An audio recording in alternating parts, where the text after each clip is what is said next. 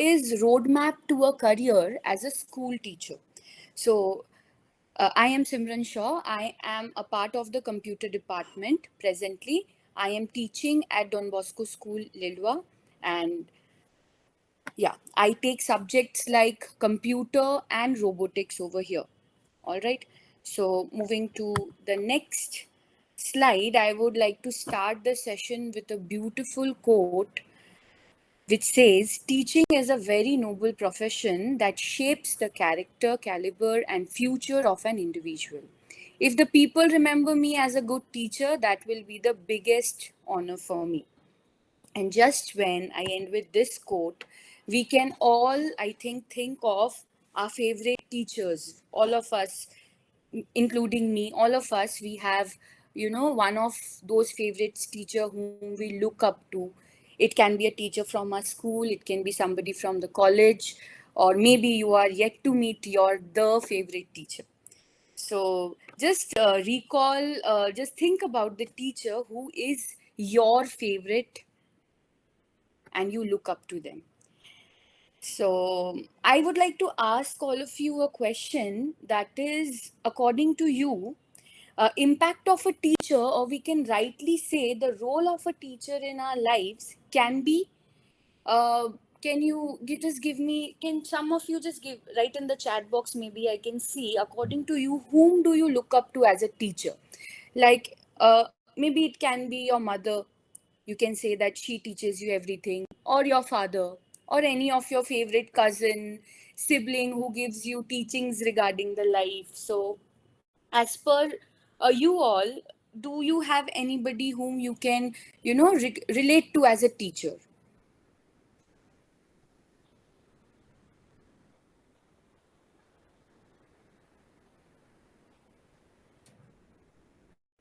Okay. So Pritisha has already told that my computer science teacher. Okay, fine. So I think most of you, you can, like, we do consider our parents as our first teacher. So what my take on this is that a teacher can be an all-rounder superhero who has the solution to everything and can do anything within a blink, right? We think of a teacher like that. Like, if we go with a problem to a teacher, the teacher is going to solve it in a blink. So, the correct term, which according to me should be for a teacher, is a coach. A teacher is actually a coach. Like, you see the football coach or the basketball coach. So, what we do is we love you unconditionally, but hold you accountable for what you do. Or we give you the voice, but we are the leader behind the voice. So, being a teacher comes with a lot of responsibilities where we have to oversee what all our students are doing, and not just one, we have to look after a multiple number of students at the same time. So, it is a hectic job, but at the same time, it is one of the most respectful jobs. And we have the fortune, to shape the youngest citizen. So I am about to begin with this session. If any of you are interested, okay, I am getting answers like Nikita, Debolina. Yes, my parents. For most of you, it is your parents, your mother. But if you see, the actual teacher is a coach who will not actually do the job for you. He or she will watch you do the job. Wherever you are going wrong, he or she will take a note of it and he's going to tell you later on. He's not going to do the job for you. So that is the role of a teacher. So for me, a teacher is a coach who monitors all your activities. All right. So to begin with, I will start with the various posts you can apply for in a school. Okay, friends, I have the chat box open simultaneously. So if there is any question or any point you want me to elaborate, even like you have a confusion, please write in the chat box. Okay. So these are the various posts you can apply for in a school. So here in this session right now, all my friends, all of you are doing BSc in computer science, right? So I will basically be focusing on the career paths you have beyond BSc. Okay, so the if you see the lowermost pyramid, the lowermost block of the pyramid, you can see that it is the pre-primary and primary section, and then we come to the secondary section. So this gray thing is beyond, like, we are already doing BSc, so we become eligible to teach from the secondary level. Now the secondary level is the level of 6 to 10. The higher secondary level is 11 and 12. Academic coordinator or HOD, which is the head of the department, this is specifically an additional responsibility which you take up. It is not altogether a different post. Like, suppose you have been teaching for 5 years and 10 years, and there are maybe 5 to 6 people in the department, so one of them is selected as the HOD. And if your performance is even very good, then you can be selected as the academic coordinator. So I won't categorize it as a different post altogether, but yes, do get paid some extra money for being the HOD or the academic coordinator with respect to the other fellow mates in your department. So then we come to the administrator post, which can be the headmaster or headmistress of the school. And the last one, and it's the principal of the school. So, what is mandatory to get the jobs in the respective post, you say? So, for being a teacher in the pre-primary and primary, you can do a course which is not mentioned here. It will be mentioned in the next slide. That is DLED.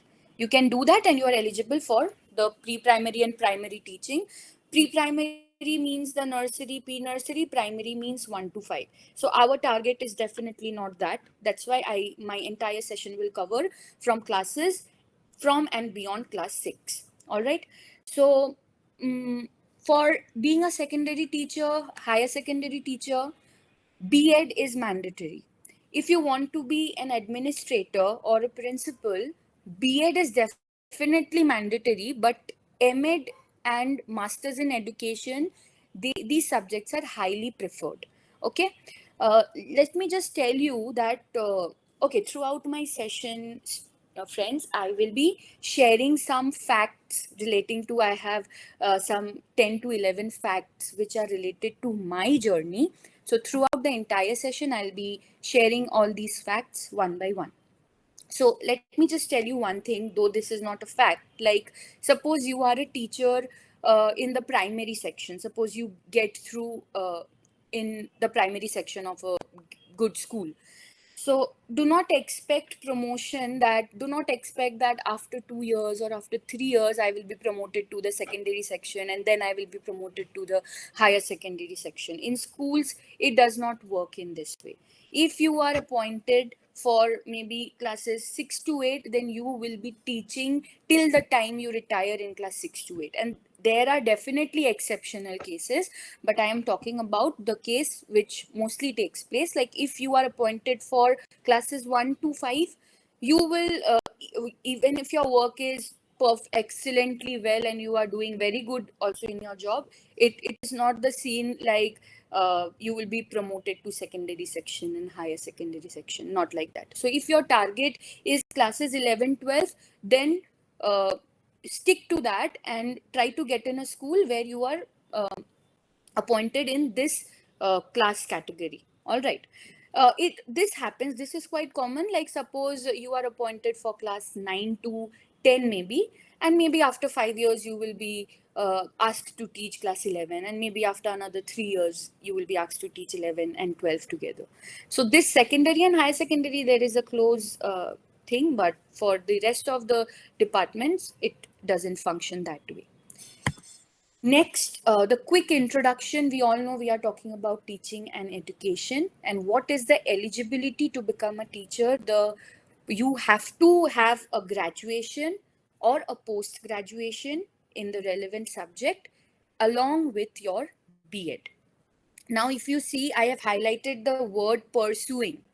So I would like to disclose the very first fact about myself, that I got my first job in the school, in which school you will come to know very soon, without even completing my post graduation. And definitely you can have an idea that I did not, you know, did do my post graduation. So I did not do my B.Ed as well. So the first fact is I got my first job in a very good school when I did not even complete my masters and my B.Ed. That what helped me crack the job was the confidence I had and my subject knowledge. So they had to give me the job because of that. So how can you also do the same? I'll be discussing. The average salary and the highest salary is mentioned, and it depends from school to school. The top recruiters in our field is Kendriya Vidyalayas. They have their separate exams. Private schools, there are many good private schools, public schools, defense schools, and NVS. These are the top recruiters, but there are many other schools as well. Okay, next, the teaching ladder. So I mentioned about the pre-primary and the primary section. So you just have a look that it's written that 3 to 5 years or 6 to 12 years. That is not our target though. So our target is the green portion. Now, for being a secondary teacher, okay, if you see any post online or in the newspaper, you will see it is written that vacancy for TGT teachers. TGT stands for trained graduate teachers. That means,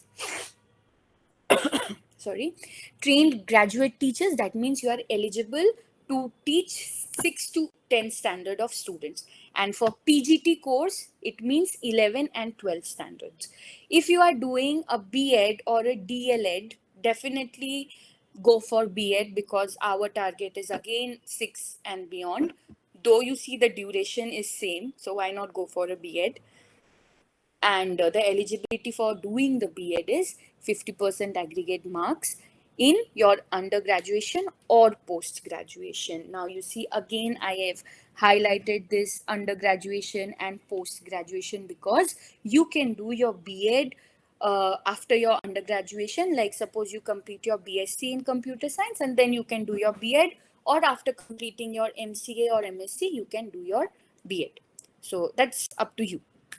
Now, I have a question attached here that many of you might be wondering that after BSc, shall we go for MSc? Shall we go for MCA? So this question I will be answering as well. Those who wants to become a teacher, what you should do. So now coming to all questions related to B.Ed. So I have collected some questions which I found it difficult. So, what is the correct time to do B.Ed? Like I said, for me, I did my B.Ed after my post graduation. So, you can do your B.Ed after your graduation as well, and it can be after your post graduation as well. But my suggestion goes like, please complete your post graduation and then do a B.Ed. Try to grab a job before you do a B.Ed. All right. So that way you do not waste any years in between. Okay. Now, this question gives another question to us, that how can I do my B.Ed and the job simultaneously? So there are different categories of B.Ed course. B.Ed can be a regular, or you can say a full-time course, or it can be a distance. So in right now in West Bengal, you have the option for both. You can either do a regular course, or you can do it from a far off university. It will be you will get the certificate of a distant course. But B.Ed is B.Ed. You, whether it is a distant or a regular course, if you get through a good school, I don't think that this is considered. As of now, it has not come to me as a hurdle. So now I would just like to tell you, there are quite many many universities in West Bengal. They take money. Definitely, it will. The entire course costs you around one to 1.5 lakh. So you pay the fees, and you go maybe on weekends, maybe on Saturdays and Sundays, or maybe once in a week, and you get the certificate of the regular course, though you are not going every day. So this is again one option. B.Ed can be done in which subject? So this is one interesting question. Even I used to wonder, the colleges I used to find, I used to see B.Ed in computer science is not there. Like maybe only 10% of the college around India has B.Ed in computer science. So we will all obviously look for our subject to do B.Ed in, but this is a myth actually. Bachelor's in education can be done in any subject. Like even if you want to be a computer teacher, you can do it in maths, you can do it in English.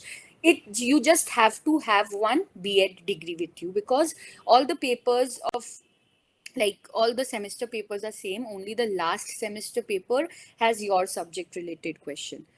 So I have done my B.Ed in computer science, though I loved my subject so much that I looked for college. I will also tell you from where I have done. You can also go for it.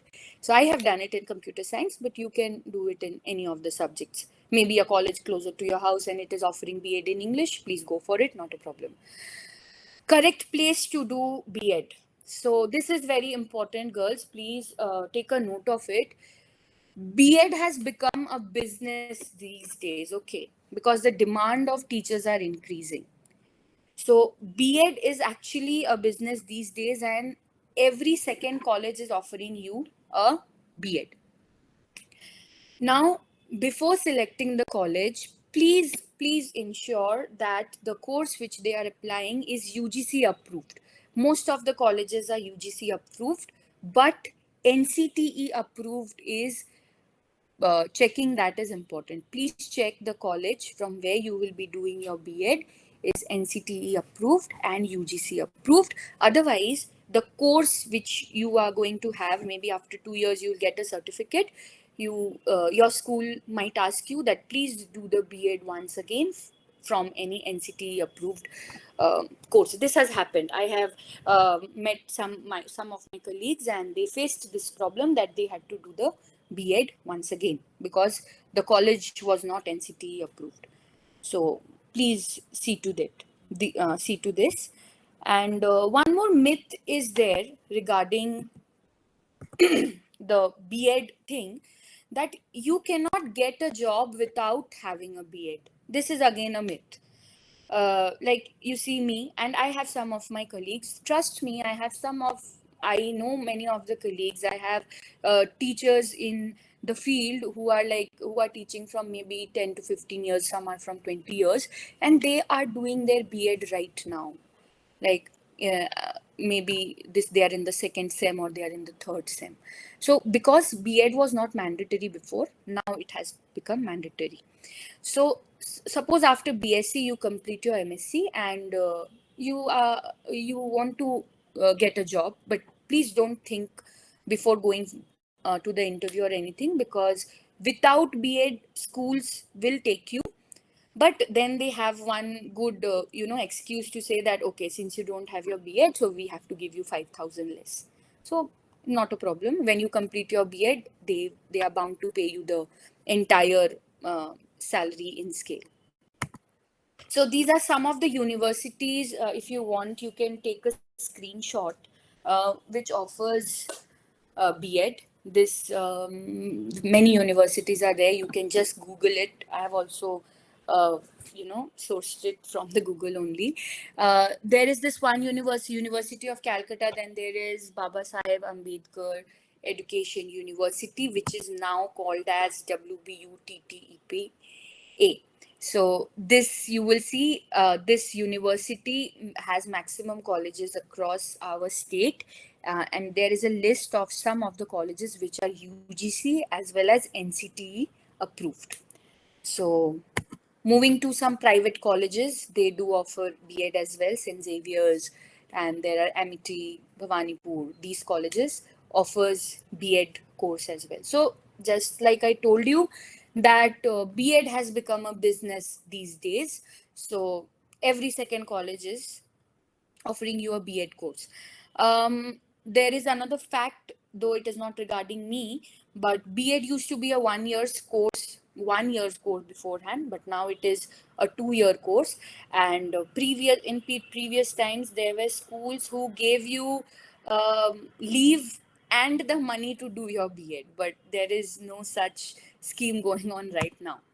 Okay, so after you complete your B.Ed, now it's time for you to crack the job, look for the job, and you're completely ready. How do you go about it? So there are many entrance exams to be eligible as a teacher. Like there is this TET exam, Teachers Eligibility Test, which is the state entrance exam. Then we have the SLST, which is the state level selection test organized by the WBSSC. There is the CTET exam, which is the central entrance exam for being eligible as a teacher, especially in central government schools. So these are the entrance exam you can appear for.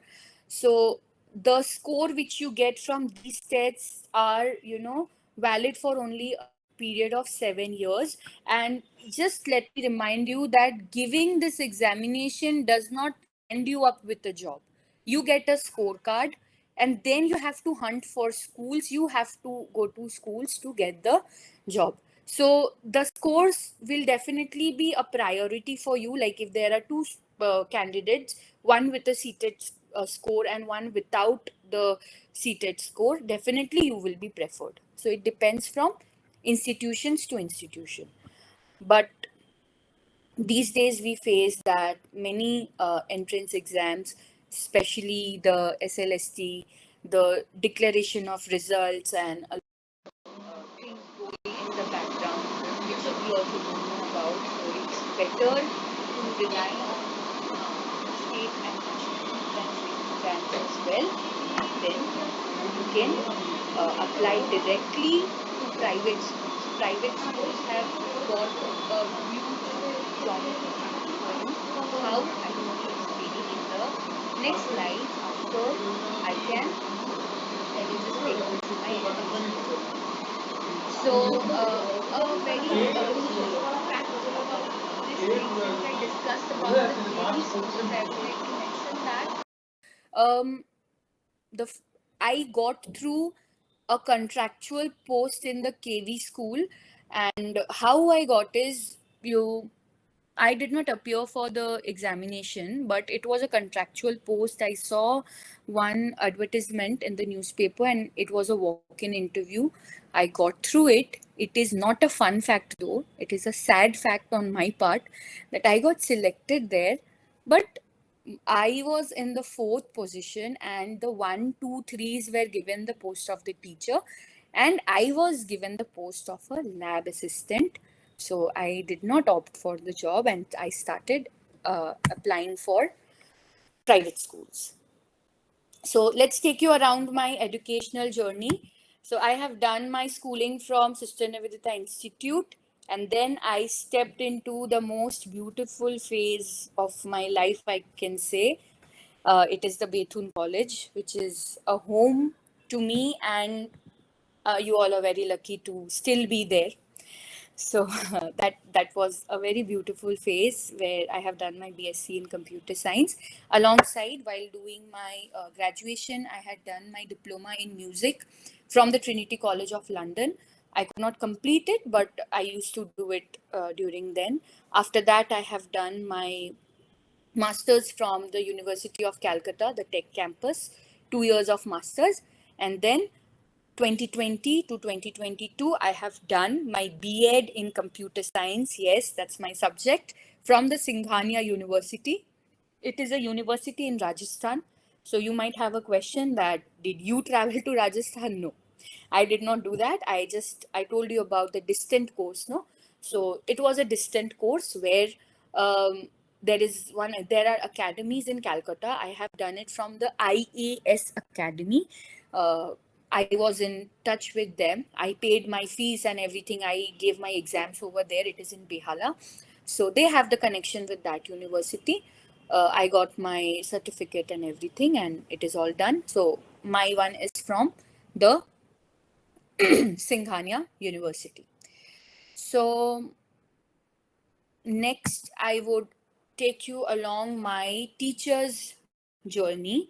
So the first school I worked in was DPS Howrah. It is in Domjur, and there I was appointed as the assistant teacher to teach computer science.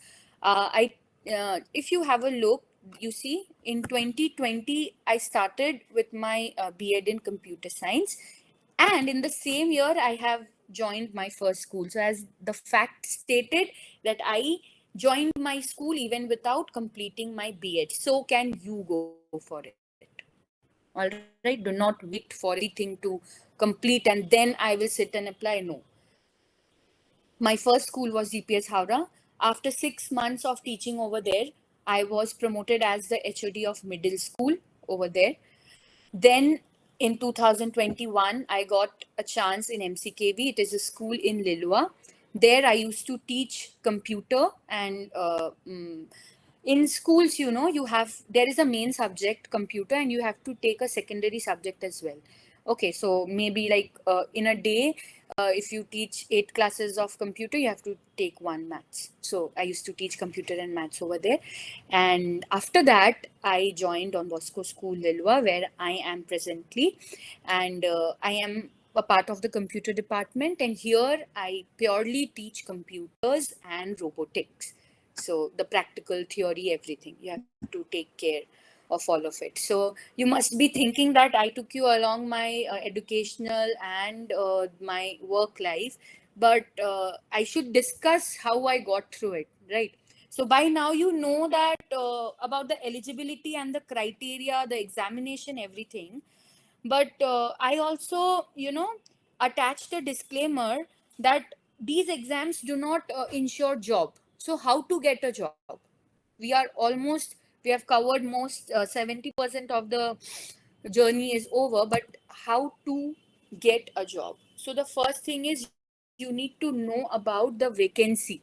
Okay, the first thing, the zeroth step will be creating your CV and resume. Okay, so that is, we let's start from zero. So as we always do, for us the number system starts from zero, right? So the zeroth step is, creating your resume or CV. The oneth step is, please find out about the vacancies. Nobody is going to come and tell you that here is a vacancy, there is a vacancy. Every day you have to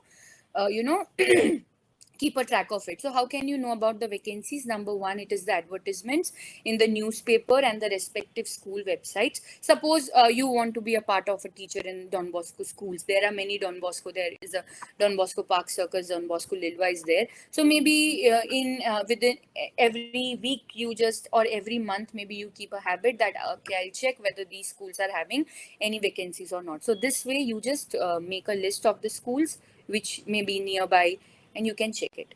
Next is, there are many job pooling websites. Like you can see Naukri.com, Quicker Jobs, Career Age, Placement India, and I've attached a screenshot. How did you just see the search which I have done? Teacher job vacancy in Kolkata based schools. So you just do a simple Google search and you come to, there are many websites which makes a list of all the jobs which are available currently. Uh, Friends, please make it a point that everything is business these days. So the rate of scam is very, very high. So before you see a job, you make a call, and trust, if they ask you to do any kind of payment, that pay 500 rupees, then you will be called for the interview, or pay 500 rupees to appear for this walk-in interview. No, that's a scam. No school will ask you that pay us money, then we will take you. They should be the one paying you. That's a different case. Like there are some schools, like for example Calcutta Boys, they had one opening recently, where one of my friend joined. So that school had asked that okay, you have to take the application form which will cost you around 150. You please fill the form and give submit it to us. That is fine, but no school will ask you to give any kind of money so that they will recruit you. So please be very, very careful. The last one is, how do you come to know about the vacancy, is sources and connections. Okay, like the ones, there are many schools, even if they have an opening in the school, they are not going to advertise it. They will rather ask the senior teachers in the school that, oh, okay, do you have anybody, do you know anybody who teaches physics, or do you know anybody who teaches chemistry? Please ask them to drop in their CVs. So it also works this way. So if you have friends from different schools, like maybe if I come to know about any job, I'm going to tell you all via any group or anything. So this sources and connections are important, because they are the ones who primarily that, okay, there is an opening in the school. Next is how to apply for jobs. So after you have looked for a job, how will you apply? So the applications can be either online or it can be offline. Online application means it can be via mail, that the email ID of the mail is given, and you can send the applications to them via mail. Or in some portals, the upload resume option is there, so you can upload your PDF format of resume. Then there is this offline way of application for jobs. What is the offline way? The Calcutta Boys way, which I told you, that you issue the application form for there. They will maybe cost you around 100. There are some application form, I cannot recall, maybe it is of Loreto or something. The application form costed 500. So you have to take the application form and you will fill it up and submit it. One more, this offline mode is, you can either send your CV with a cover letter along with your passport size pictures. You can either courier it or you can self drop it. Okay, so there is this one term called forced CV. So uh, another fact about me is that you have seen I've worked in quite a number of schools. So I was quite a number of schools. So I was so fed up with my one of the jobs that even after working 12 hours in a day, trust me, I used to spend 1 hour every day looking for jobs. All right, 1 hour every day looking for jobs. So you can understand how disturbed I was that time, but that was important. And this is a secret about me, which I am sharing in the session. Um, the schools where I have got job, maybe this was a lucky charm or something. I used to physically go myself and drop the CV, and maybe that was the lucky charm. It used to work out in my case. So even now, I think of applying. Maybe I don't know now. So I have considered that I will go myself and drop the CV. So that works. This has worked in my case, because you know that the thing has reached in correct hands. So this is just one issue where you can apply for jobs offline or online. Definitely the offline application is the reliable one. Next is the general selection process. Definitely there is a preliminary screening round which is done by the school authorities. Then there is a selection test, where it can be a written test on some not some general questions are there, not subject related questions are there. After you cross the selection test, you are called for an employment interview.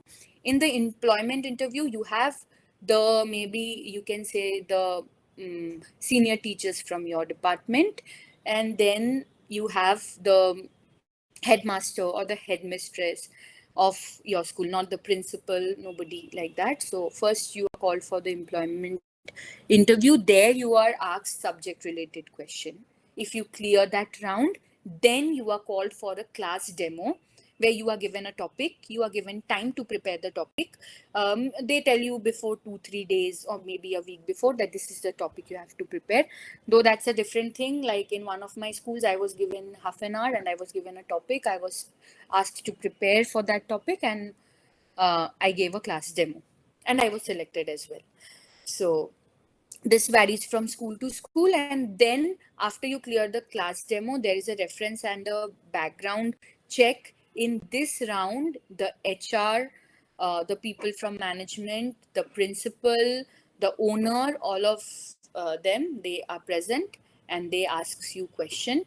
So you can they hear a discussion about the salary and everything. The negotiations are also done here. And then You are selected or not selected, they take the decision. Then there is a medical examination, though this is just for formality. Then the seventh is you get the job offer, and getting the job offer is not the end of the scene. You are put on contract. After you get a job, you have a minimum 1 year of contract. They see you, how you perform, and then you are put into probation or you are made permanent. So just this was the thing. Now, what are the do's and don'ts? Just take a screenshot of it. So very basic things are written here. So 2 points I would like to state: that listen properly before responding. Okay. Once it so happened that I went to an interview and I was told by my interviewer that, Simran, why are you wearing slipper? So I instantly looked at my feet. Now, there it was the no thing for me, because I was maybe I was not wearing my slipper that time. I was wearing formal shoes, but we have a problem of not listening properly and responding instantly. So this was a way she had to check me. So then I came to know, okay, so whatever you hear, whatever you listen, just be wise and take steps wisely. Be confident about your subject and be confident about yourself. In the beginning of the session, I told you I cracked through my first job without having B.Ed or without completing MSc. That was only because of my confidence and the subject. Bethune prepares you in such a way that you have the subject knowledge in depth. I still remember the practical classes, the electronic practicals took by DCB ma'am, no, the practicals, the digital practicals by DCB ma'am, and the OS practicals by SM ma'am. I still remember each and everything. So the practical knowledge gives you the in-depth scene, and then you tend to be confident. So please be confident about your subject. Be punctual. That is, again, I am somebody who is always late, but this I have learned over time, that you have to be punctual. Just be there before maybe 5 to 10 minutes positively. Don't be too flexible. Don't try to show off, because trust me, if you are sitting next to the interviewer already knows a lot of things about you. Okay, they have already found out. So there is no point lying or making up things. Now, the very I just love this slide, because that makes us different from the crowd. We are different from the crowd, right? So what makes us the IT minds, the ones who are having BSc in computer science, so different and in demand in the teaching field today? So girls, the teaching field is for, maybe if you are teaching physics or chemistry, that is an okay state for you. But if you are a computer teacher, trust me, you have a great scope in this field, because in today's world everything is getting digitalized. You have heard of terms like AI, you have heard of terms of robots, machine learning, deep learning. Yes, I know you all have heard, because we are the IT minds. So we are the future. In every government schools, government and private schools, the recruitment rate is increasing. It is like there is a mad recruitment scale, because now every school needs teachers to teach. Computer is okay, computer was there since many years, but now every schools, they need teachers to teach robotics, they need teachers to teach IT, and these are all different subjects. All right, so we are the next gen education. If you are thinking to become a teacher, please go for it, because every schools, like 2x times, they are going to have recruitment for every IT teachers. Okay, so I had this question, no, what should you do before your after your BSc, whether it should be an MSc or MCA?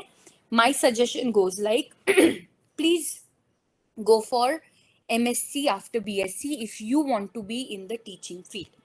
Now, why? There was a recent notification by the Times of India. This screenshot, maybe this was a week back, that the council is asking the schools, especially I teach in an ICSC school, and I have also taught in a CBSE school. So let me just, it has been a long time. I did not reveal a fact again about myself. So my experience says, this is completely my perspective, that working in an ICSC school is better than working in a CBSE school on the teacher's part, because the work, and especially you get through in any convent school, then life is set.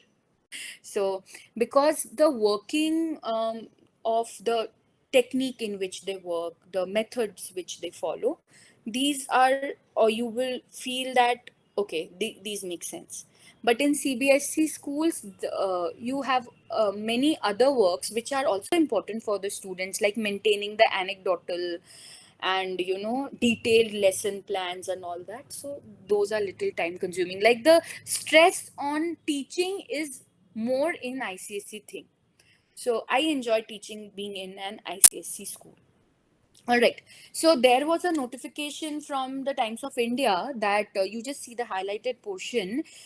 Those who will do MSc, or if we are not doing a BTech, so I am not covering that field, but BTech, MSc, MTech, you are eligible to teach the AI subject. Okay.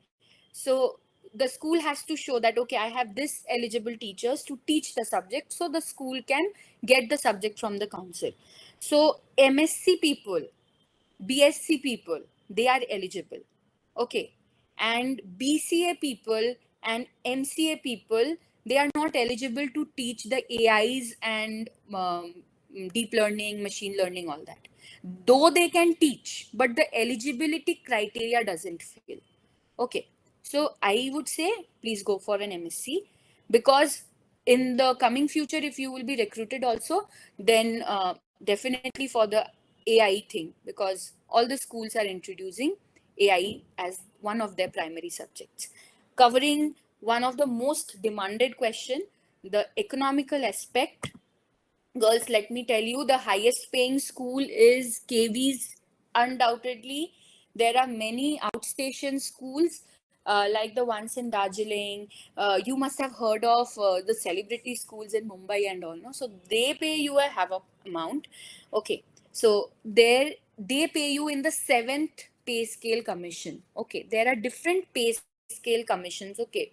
Fifth pay scale commission, sixth pay scale commission, seventh pay scale commission. Seventh pay scale commission is the highest commission till now. So these KVs and all, they pay you in the seventh pay. There are many private and government schools, they pay you in the fifth and sixth pay scale. Okay. Which is also a very good amount rather. So yeah, if you are looking for school, uh, just see the pay scale, and you come to know from the colleagues also, and you come to know from online also, that how much is the salary is directly not written, but the pay scale is written. I'll give you one instance, like if you are teaching in the TGT section, and if you are in the sixth pay scale band, your salary will something be close to 50,000. Okay. Now a very very important point, those who are not listening, or maybe those who lost interest, please listen to this, that there are many schools in Kolkata who don't even pay you in scale. Yes, like you are doing the same job in suppose X school, and you are getting maybe 48,000, and you are doing the same job in Y school, you will maybe get 20,000. That is the last category. There are selected private schools who pay you below average. And let me tell you for a fact that there are schools, I have heard this from my colleagues, that they should, according to the pay band, maybe they should get 45,000. Okay. But they are being paid 25,000. But there is a salary section which they maintain, where they ask you to sign every month. You sign there, and over there it is written 45,000.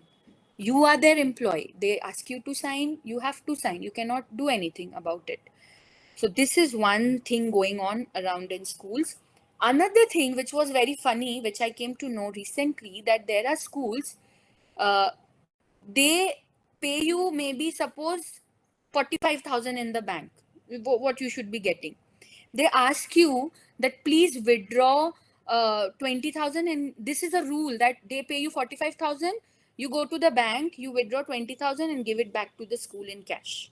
So ultimately, they show in their books that I have paid 45,000, but then the rest of the money comes back to them. So this is a rule going on, and I don't know how long this will carry on. So please,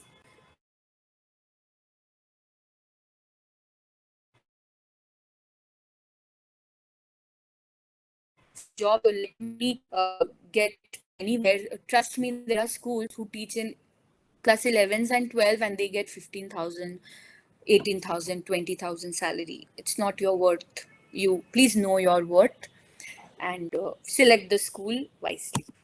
So advantages of being in this profession, again, I'm not going to elaborate so much on that. But you might be thinking that, oh, if I get into school, then it's kind of a full stop. No, I have to like 6 to 10 classes, and that's all. There is no promotion or like that. So there is one scope where you get exposure. There is this council work. And another fact about me, that's a very fun and very good fact about me, that this year I was the ISC chief supervisor. I was appointed by the board, and I was sent to one of the schools as the chief supervisor, where I had to oversee. So if you get the opportunity to do council work like the supervision, invigilation, and you have corrections and all, you get extra money for that. So that's a win-win case on my part. I was the supervisor. I had to supervise the examination every day. You all have given board exams, you know what is the task of a supervisor. And trust me, this is a secret, that I withdrew the amount for that month which is close to my salary. So that month I got a double salary, you can say. So these council work, tuitions, you are allowed to do tuitions. So like it's legal. And when you are doing any other job, you side business is a, you keep it a secret. But here, the more tuitions you do, you are a better teacher. All right. So we talked about the good things, and there you also have to take up a lot of challenges if you are a teacher. If you see the picture, you can see a teacher and the reports, lesson plan, testing, parents. You have to manage everything. So please be ready for all of this. And if you are taking a day off also, it's not an off for you. The next day you have to come and do your job. So you know your job, you do it. And these were the only challenges. Now I have got some tips for you all to rock the interview. Like these are some of the most common questions. So also, let me tell you, if you are a teacher, you are also an event manager, or maybe in the upcoming years you can also manage your own wedding. Trust me, because the events which you get in school, no, schools like the fest and all, you are given the whole responsibility, and you don't know how you work in that. So you also become an event manager. You are never off duty, and you have to do, apart from teaching, there is a lot of work. So it's always a learning experience. You are never outdated. That's it. Okay, so I would like to end the session with this quick and top questions, like how would you tackle this situation. This is the most commonly asked question. Okay, and even though the school has decided that I will give you 30,000, but still they ask you this question. Maybe if you say 20,000 and they save the rest of the 10,000. Okay, so the schools, girls, the schools which pay in scale, they have nothing to do with this question, because they will pay you the amount which is in scale. There are many good schools, but then there are many schools which the stories I told you about. So, what is your salary expectation? So, please note, answer this question in this manner. Your approach should be RPF. What does R stands for? Suppose you are going in a ABC school.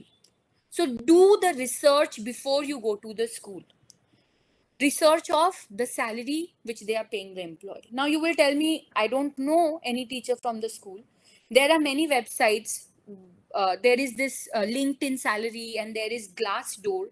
These websites, no, they have the salary band mentioned there. All right. So do this research work, or if you know a friend of friend who works in that school, so you can just have an idea about the kind of salary they pay. I will not be taking the name of the school. Uh, I will not take the name of the school, but that school, this is one of the best schools in the city. And this school, you know, it pays you salary uh, depending on your interview. So maybe candidate one and candidate two. Candidate one had an excellent interview and they were very impressed by it. They will pay you this amount, maybe 40,000. And candidate two was a fresher and maybe a fresher and sounded very okay type. So they will give you 20,000. But they both are doing the same job.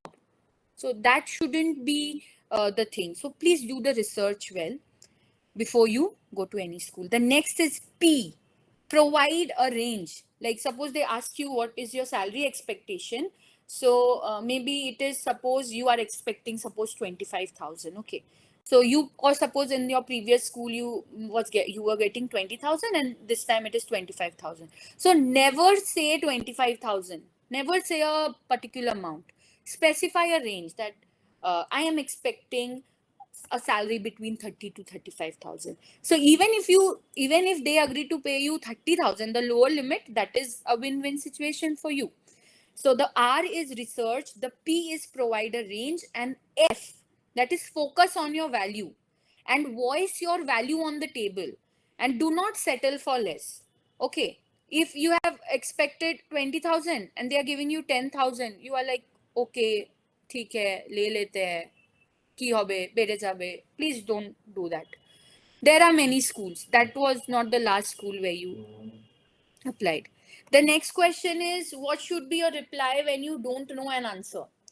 So please, girls, do not say that I don't know. It is very it's not good on your part, and it puts a very bad impact on the interviewer as well. Though you have to handle this situation very tactfully, that you have to admit that you don't know definitely, but in a very articulated manner. Like your reply can be, I apologize, but I have very limited knowledge on the subject. If you wish, I can elaborate on the same. So this way you admit and you give them the scope that, okay, she is at least trying. Or you can say, I would need some more clarity on the question. If you could clarify the question in detail, sir, I would be able to answer better. So just stay positive in all this situation. Do not panic. Be confident. All right.